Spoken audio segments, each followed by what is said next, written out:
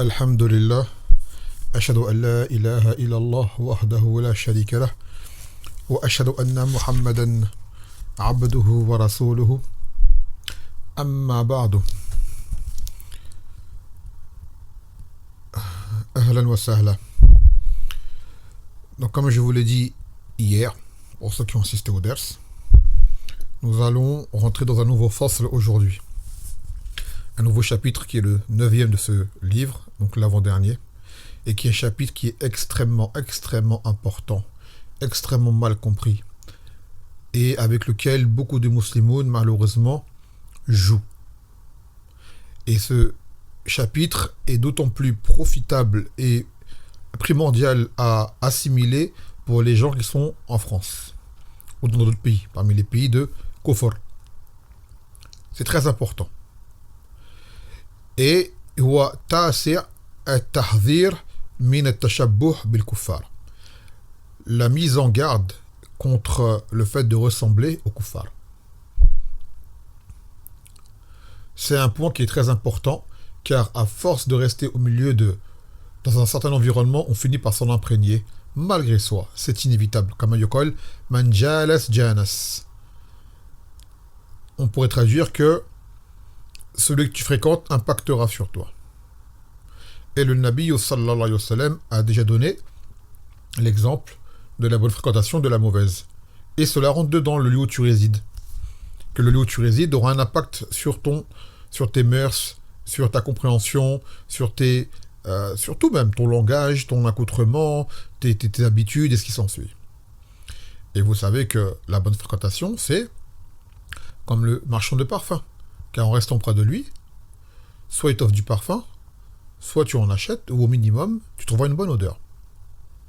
Et la mauvaise fréquentation, c'est comme le souffleur de verre ou le forgeron, en restant avec lui, soit il te brûlera tes vêtements, ou soit au minimum, tu en tireras de lui une mauvaise odeur.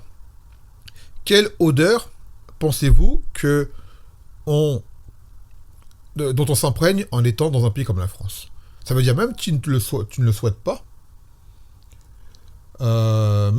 pas, tu en auras des répercussions. Et ta famille également en aura des répercussions. Et plus tu auras la garde baissée, et plus ces répercussions seront néfastes. Bien évidemment. Après, l'une des solutions, comme a dit Allah, wasbir nafsaka et ça veut dire maintiens-toi avec ceux qui implorent leur Seigneur et qui veulent sa face matin et soir. Ça veut dire quitte à rester dans des pays comme celui-ci malgré toi, alors au moins fréquente les musulmans. Et qui plus est, fréquente les musulmans de l'istiqama. C'est un peu comme ta bouée dans ton naufrage.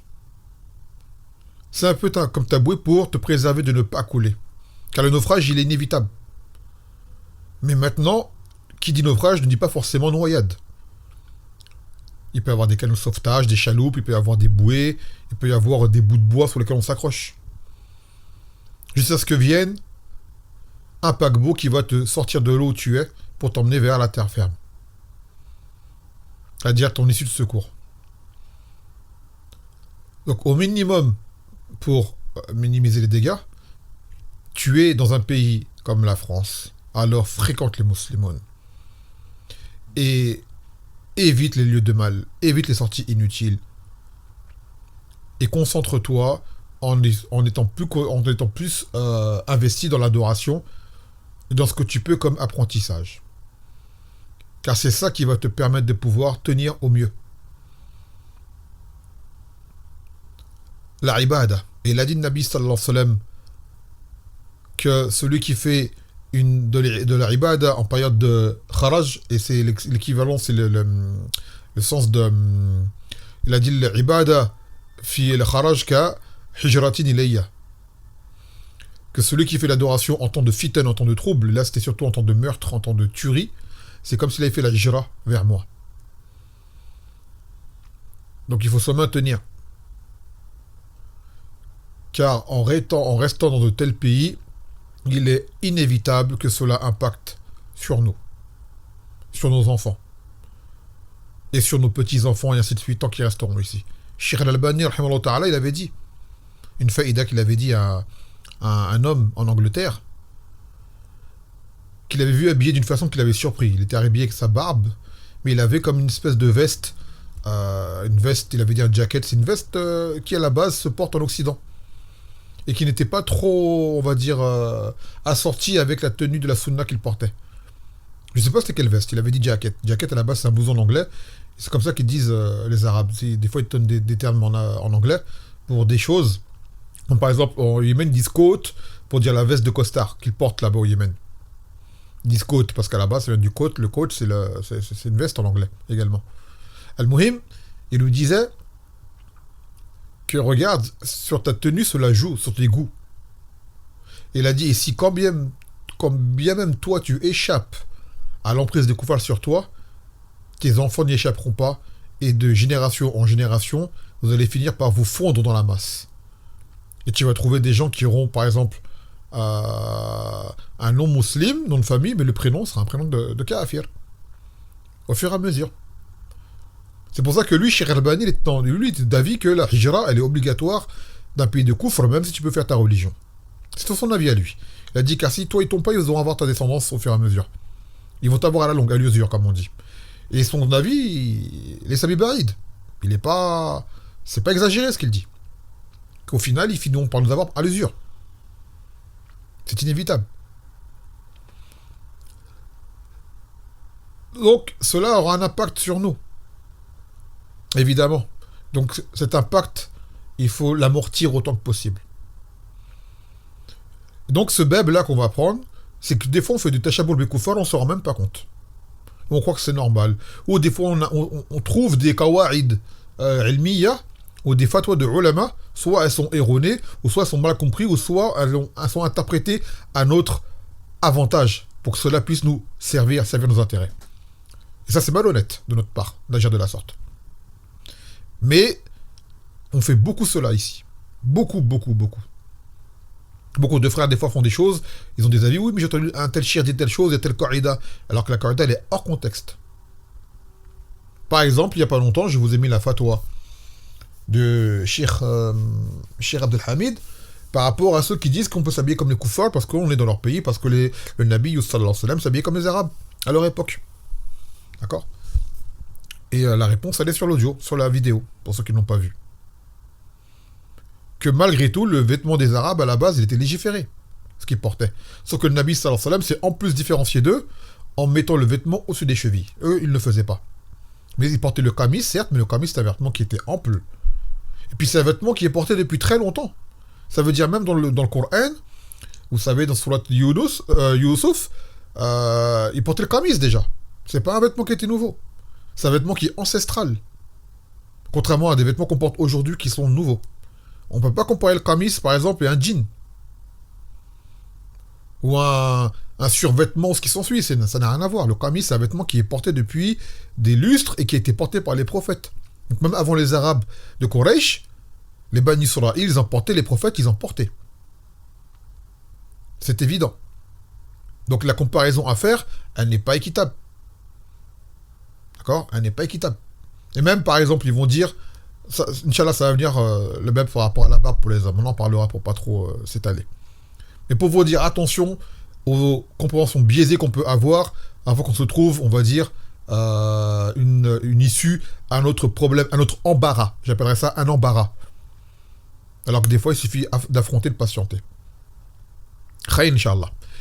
Donc, pour l'intitulé de ce chapitre, il a mis comme verset ثم جعلناك على شريعة من الأمر فاتبعها ولا تتبع أهواء الذين لا يعلمون. Il a dit, puis nous t'avons mis sur la législation de notre décret, c'est-à-dire la sharia. Alors suis-la et ne suis pas les passions de ceux qui ne savent pas. L'auteur il dit أي ثم شرعنا لك شريعة كاملة تدعو إلى كل خير وتنهى عن كل شر من أمرنا الشرعي. Donc il a dit, nous t'avons légiféré des codes, des lois qui appellent à tout le bien et qui interdisent tout mal. Ça veut dire que tout ce que l'islam interdit, c'est que c'est un mal. Qu'on se rende compte ou pas. Et tout ce à quoi l'islam appelle, c'est un bien. Qu'on se rend compte ou pas. C'est pour cela qu'il faut avoir confiance en la législation et confiance au décret d'Allah Azzawajal, ne pas commencer à vouloir parlementer, parloter, oui, mais peut-être que, ainsi de suite. Comme a les Sahaba, Qulu sami'na wa ata'na, ghufranak rabbana wa ilaykal masir. Nous avons entendu, nous avons obéi. C'est comme ça qu'on doit être à la base. فقال فاتبعها فإن في اتباعها السعادة الأبدية والصلاح والفلاح. Donc il a dit, suis-la, cette législation, il faut que tu la suives. D'accord? Il faut que tu la suives. Car dans son suivi, tu auras le bonheur éternel, ainsi que la réforme et la réussite. Et le bonheur éternel implique un bien-être en ce bas monde, et le bonheur éternel qui est le Jannah après la mort. Mais le bonheur éternel, bonheur, on va dire, excusez-moi, en ce bas monde, n'exclut pas les moments difficiles. Parce que les gens, ils ont une notion du bonheur qu'on leur a inculqué à travers la télévision, à travers le dessin animé quand on était petit. Le bonheur, c'est pas ce qu'on vous a enseigné. C'est comme l'amour, la romance, ces choses-là. C'est pas ce qu'on vous a enseigné. Tout ça, c'est romancé pour vous faire rêver. Voilà pourquoi la réalité, elle est si dure à admettre pour les gens. On les a formatés à une chose qui n'est pas réelle. Comme je le dis souvent, c'est comme si on t'avait toujours habitué à boire du jus depuis ton enfance, en te disant que c'est ça, de l'eau. Le jour où tu as de l'eau, tu dis, mais ça n'a pas de goût. J'aime pas. Je préfère le jus. Et ça, on fait ça de ton enfance, que petit, c'est là que tu t'habitues à ce genre de choses. Donc quelqu'un qui a été habitué depuis petit à avoir une chose qui a du goût sucré, subtil, avec une belle petite couleur, et un jour on vient avec de l'eau, bah il dit, j'aime pas l'eau. J'aime pas l'eau. Et quand il a soif, je veux du jus. Alors que l'eau est meilleure pour lui. Mais comme il a été déjà habitué à des choses qui ont été dénaturées, eh ben lui-même, sa conception, elle est dénaturée. Et bon, aujourd'hui, on est pareil. Les gens, ils veulent être heureux, ils le sont souvent, ils ne se rendent même pas compte qu'ils sont heureux. Mais ils vont chercher autre chose. Jusqu'au jour où ils se rendent compte qu'ils étaient vraiment heureux, mais c'est trop tard, ils ont perdu ce bonheur qu'ils avaient, ils ont échangé.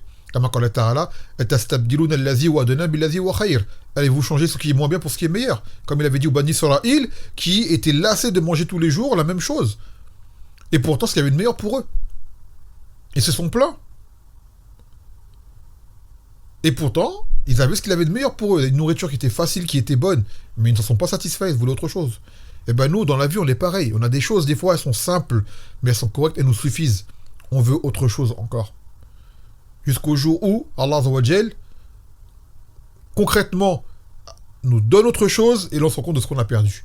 Et on dit en fait on était bien. C'est trop tard, c'est perdu.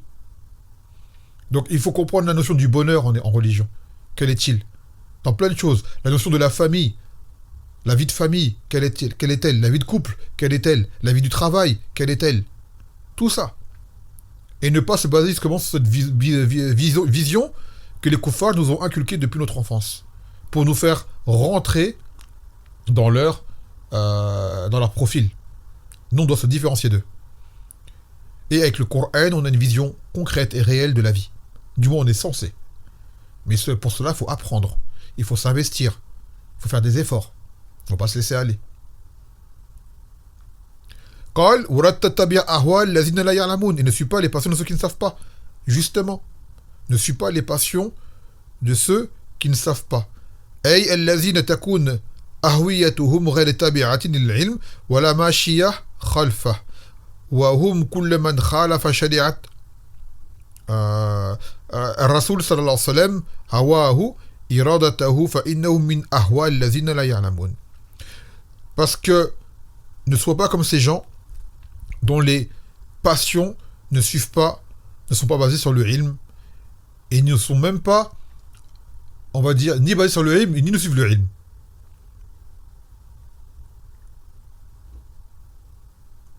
Et ces gens-là, tu les vois aimer tout ce qui transgresse la sharia de Mohammed sallallahu alayhi wa sallam. Donc ces gens-là ne savent pas. Ne sois pas influencé par ces gens-là qu'on appelle justement influenceurs. Et vous savez, ces gens-là, quand ils éteignent leur téléphone, ils ont une sale vie.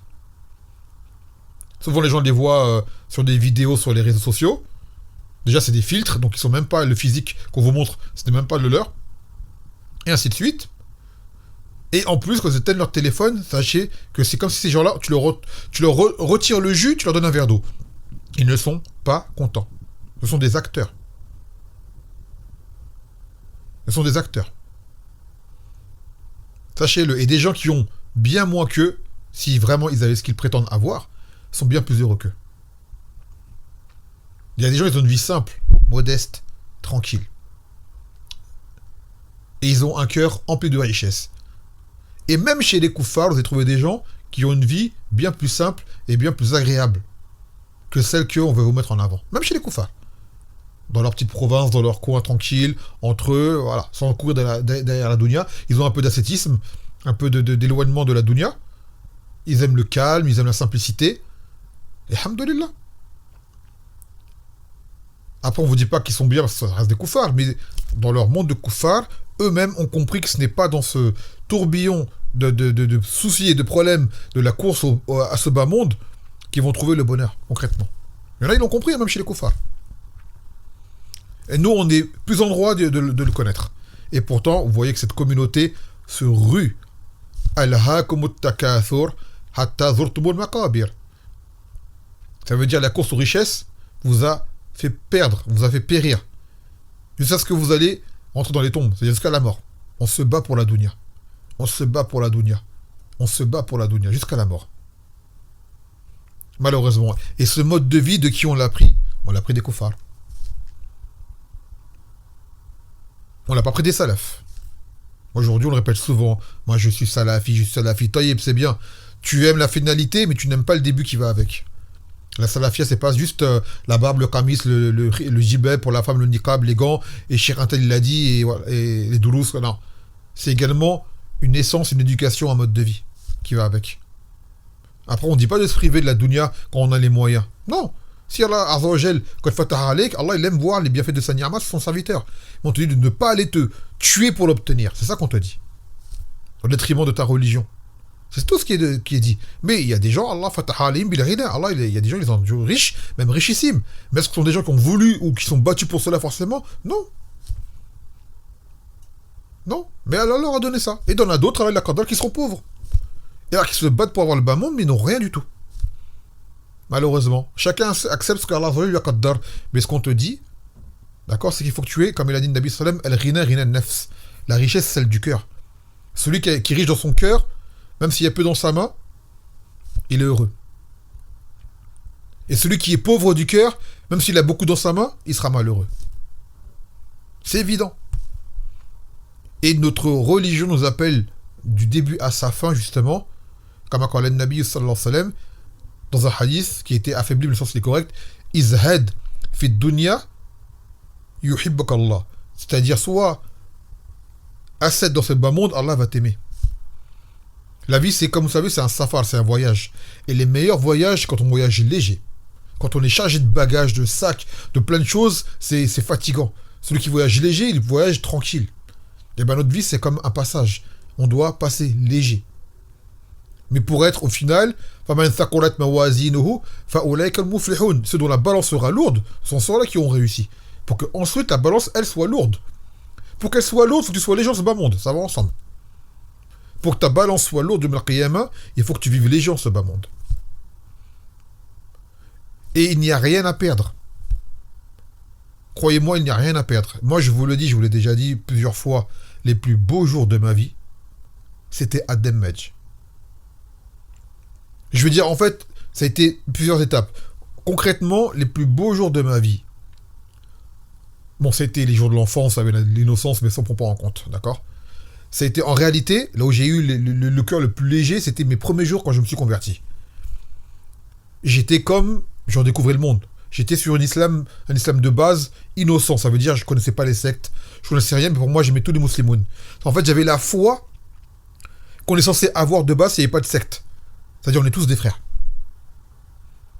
D'accord? Cette foi-là, cette compréhension, c'est peut-être proche de celle qu'avaient les Sahaba. Je parle par rapport à la fitra, pas par rapport au ilm, bien sûr. C'est-à-dire dans le fait que tu vois un musulman, tu l'aimes. C'est ton frère. Et il n'y a pas de suspicion. Parce que de base, il est comme toi. Comme toi, tu veux du bien pour toi, il veut du bien pour toi, et vous êtes sur le bien. D'accord? C'est comme un enfant qui découvre. Un enfant, en général, tu lui mets les choses, il ne connaît pas le danger. Tu lui mets un serpent, il va jouer avec le serpent. Tu mets le feu, il va toucher le feu. Il connaît pas le danger encore. C'est après, avec l'expérience, il dit ah, ça c'est pas bon pour moi. Ça, ah bah après, j'ai commencé à apprendre l'islam qu'il y avait des gens qui voulaient pas forcément mon bien. Des gens qui n'appelaient pas forcément mon bien. Des gens qui avaient un islam qui était biaisé. Et après que le ilm, ça commence à, alhamdoulilah, s'éclaircir. Mais au début, je pense que vous êtes tous pareils. Ceux qui sont convertis, au début, quand ils ont fait la shahada, ils allaient à la mosquée, ils aimaient tout le monde, on était trop heureux. Et ceux qui sont repentis pareil, qui étaient déjà des gens de l'islam, mais qui étaient sur une pratique qui était mauvaise, ou peut-être même qu'ils ne pratiquaient pas, le jour où ils ont fait Tauba, ils se sont repentis, et ben ils étaient sur un esprit candide, naïf, innocent. Et à la base, on devrait être comme ça. Mais le monde dans lequel on vit fait qu'on doit avoir des remparts. On doit se protéger. Car beaucoup de gens, la plupart des gens nous veulent du mal. La plupart des gens nous veulent du mal. Donc, c'était une parenthèse. Donc là, c'était, on va dire, mes plus beaux jours à ce moment-là. Mais réellement, avec une certaine clairvoyance et religieusement parlant, avec l'environnement, c'était à Demmedj. Je n'ai pas connu de jour plus profitable et plus heureux que cela, et plus simple. Et pourtant, on a vécu des moments extrêmement, extrêmement difficiles. Comme vous le savez, j'en ai déjà parlé. Et même la guerre. Des morts devant nous. Et malgré cela, ça reste pour moi les plus beaux jours de ma vie, irremplaçables. Et j'espère qu'Allah me wafak pour que je remercie toute ma vie pour ce qu'il m'a accordé pendant ces 7 années que j'ai passées là-bas. Sans compter le reste au Yémen, je parle de Medj en particulier. Inoubliable. C'est comme, je dirais pas un tatouage, mais une cicatrice. Car un tatouage, c'est une chose qui est mauvaise, qui est faite volontairement, qu'on paye. Une cicatrice, c'est une chose qui t'arrive malgré toi et qui te marque à vie. Une bonne cicatrice. Et une grosse, hein. Une grosse cicatrice. Je dirais même, ils appellent ça comment une balafre. Parce que sur le visage, c'est voyant. Une grosse balafre. Donc, on rappelle à nos frères, à nos sœurs, sachez une chose, les plus belles vies sont les plus simples. Ça, c'est une règle qui est universelle, même chez les koufars. Et encore plus pour un musulman. Si tu veux profiter de la vie et la comprendre, simplifie-toi la vie, allège-toi la vie. D'accord ? On ne te dit pas de te priver, de te punir, mais ne va pas t'efforcer, te fatiguer à obtenir ce qui ne t'apporte rien en réalité. Ni de concret.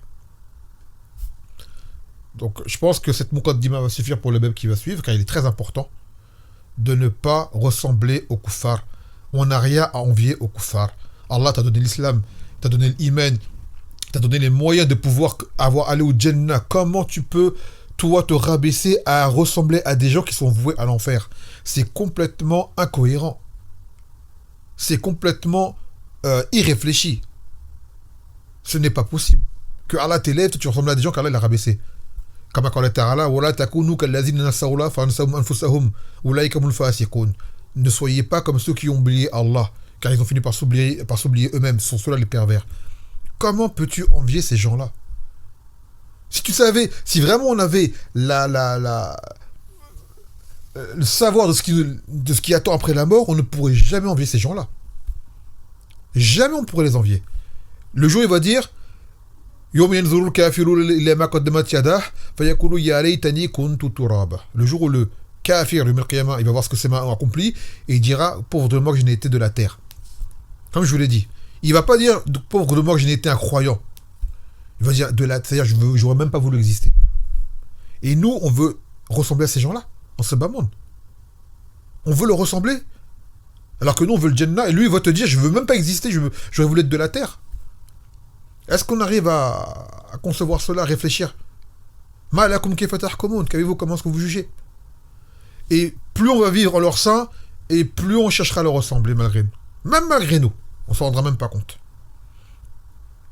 Le tashabul bi kuffar, c'est parmi les causes de la faiblesse de cette Ummah en cette époque. C'est l'une des causes, car on a un complexe d'infériorité devant ces gens-là. On les croit meilleurs que nous, plus avancés que nous. Sachez que l'avancée technologique, ce progrès duquel se vantent les koufars, sachez qu'ils l'ont bâti sur du mal, de l'injustice. Souvent, on est impressionné par des choses qu'ils ont construites, qu'ils ont fabriquées. C'est utile. Des médicaments qu'ils ont fait, des choses, des nouvelles découvertes chirurgicales ou quoi. Mais comment est-ce qu'ils en sont arrivés là? Vous croyez qu'ils ont fait comment? Ils ont dû faire des mal à des animaux, utiliser des choses interdites, peut-être même faire des sacrifices humains, on ne le sait même pas.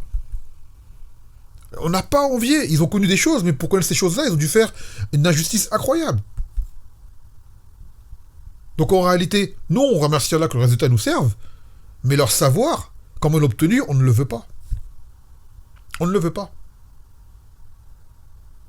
Et regardez les gens qui sont soi-disant les plus intelligents chez eux. Vous voyez tous ces gens-là qu'on vous met en avant, là, les grands milliardaires, les grands millionnaires, ces gens-là ne sont pas arrivés à cet empire financier sans avoir fait du mal. Sachez-le. Ce sont des gens, ils sont mauvais. N'enviez pas leur richesse, car cette richesse, ils l'ont eu avec une, bien sûr, sûrement une part de travail, on n'en doute pas, mais beaucoup de méchanceté et aucun scrupule. Sachez-le. Ce n'est pas une réussite, c'est une défaite.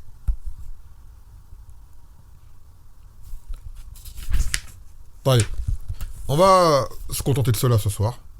Biznillah ta'ala, c'était une muqaddima, comme un peu une forme de muhadara. C'était pas prévu, je comptais prendre 2 hadiths, mais ce sujet-là me tient tellement à cœur de Tashabbul bil Kuffar, car je vois que c'est vraiment un poison dans la Ummah, qu'on ne peut s'empêcher souvent de s'attarder sur ce sujet-là. En espérant que cela soit compris. C'est une nasiha, pour moi comme pour vous. Ce n'est pas un jugement sur vous, ou c'est une nasiha qu'on se veut pour nous-mêmes, qu'on a peur pour nous-mêmes, et qu'on veut pour nos frères et pour nos sœurs. Qu'on veut pour nos frères, nos sœurs, et nos enfants, et toute la Ummah dans son ensemble. Mais bien sûr, on sait que très peu accepteront la vérité. Malheureusement.